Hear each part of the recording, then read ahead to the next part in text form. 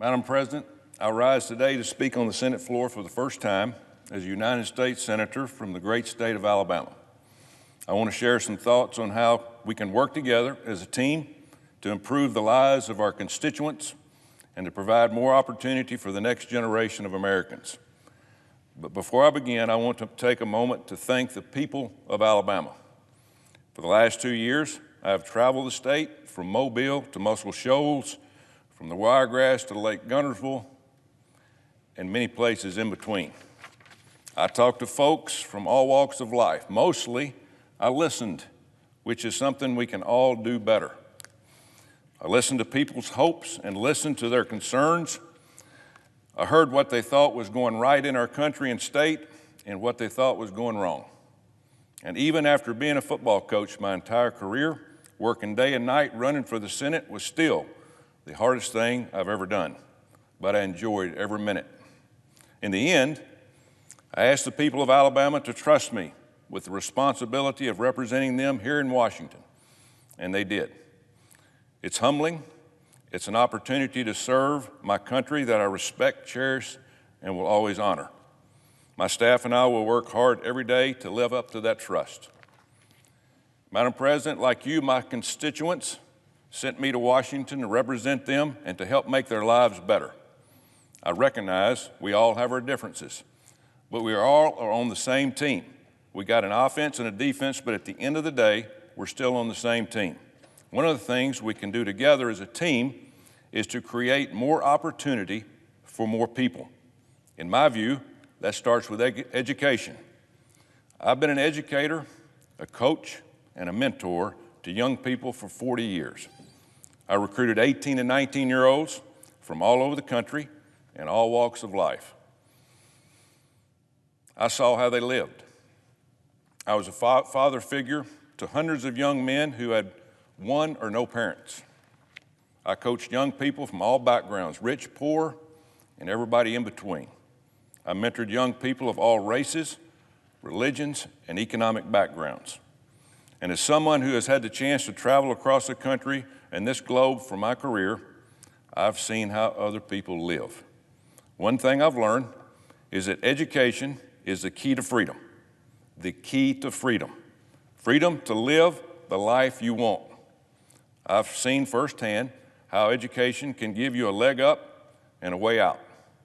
It's a way to achieve the American dream. When we empower our young people with a quality education, we give them the gift of an opportunity, the greatest gift our country can give our citizens. And what I found out as a coach is that when people are given an opportunity to better themselves, they usually take it. I think I can safely say I have been in more public schools than any senator ever. Too often, I found that we are failing our young people by not providing the quality education they deserve. It's not about money.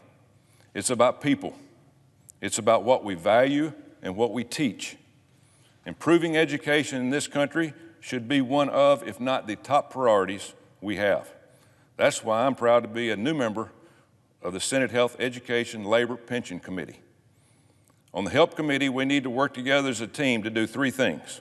First, we need to recognize that parents and teachers know how to best educate our young people in their community because we are all different. The federal government does not need to get in to tell parents in Alabama how to teach their kids. We don't need a one-size-fits-all education curriculum. What works in San Francisco will not necessarily work in Scottsboro, Alabama. Second, we should recognize that education takes many forms. Not every student in America needs to go to a four-year college or university. To ensure our country remains competitive in the 21st century, we need to promote STEM education to those students who have an interest in math and science.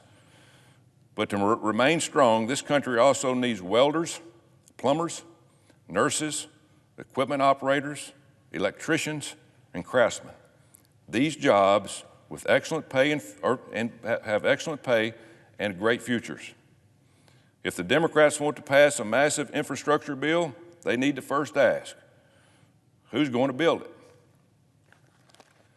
That's why I'll be looking for any opportunity to support career technical programs that prepare skilled workers.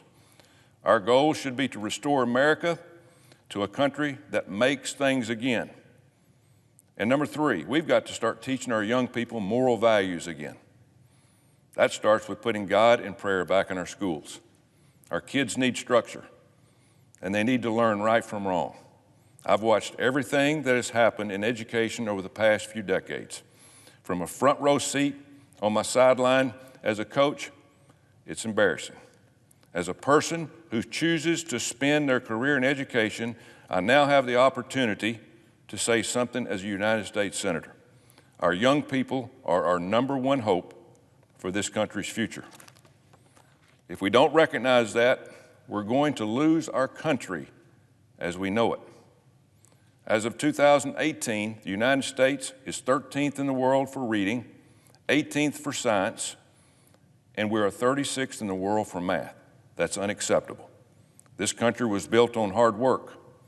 It was built on competition, whether it's business or individual. Education and athletics teaches you how to compete, how to grit, determination, and to work together as a team. Now you can learn everything you want from books, but if you don't learn to persevere and compete, it's hard to succeed. Some people in this country think that you are owed something simply because you live in the United States of America. This country doesn't owe you a job or a paycheck. This country only owes you one thing, and that's an opportunity. But what's great about this country is that it also gives you the opportunity to fail. And that might sound a little funny coming from a football coach that spent his entire career trying to win. But here in this country, if you fail, this country will give you a chance to get off your feet and try to succeed again and again. You don't get that opportunity in most countries on God's green earth. That being said, I appreciate the opportunity to serve with Chairwoman Murray and Ranking Member Burr. And I look forward to getting down to work and returning education to one of our top priorities. Madam President, I yield the floor.